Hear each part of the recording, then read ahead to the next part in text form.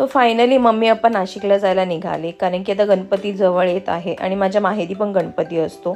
So त्यांना तिकडे जाऊन तयारी करायची होती. तर 2 दिवस आधीच मम्मी पप्पा नाशिकला जायला निघाले. ते गेल्यानंतर आमच्या दोघांनाही करमत नव्हतं. मग आम्ही इव्हिनिंगला बाहेर पडलो जरा आणि मला रिलायन्समध्ये थोडं सामान घ्यायचं होतं. सो आम्ही ठरवलं रिलायन्समध्ये जाऊयात. थोडंफार शॉपिंग केली. तिकडे गेल्यानंतर मला 2 ड्रेस आवडले आणि ह्यांना एक शर्ट आवडलं. सो आम्ही ते पण घेतलं आणि थोडीशी शॉपिंग करायची होती ग्रोसरीची, ती पण घेतली. आणि त्यानंतर आम्ही खाली डिनरला गेलो, मी, भाऊ, वहिनी आणि हे. आणि इथे सर्व हसत होते कारण की मी व्हिडिओ काढायचीच विसरली होती. मला भाऊने आठवण करून दिली का तू मिनी व्लॉग चालू नाही केला अजून.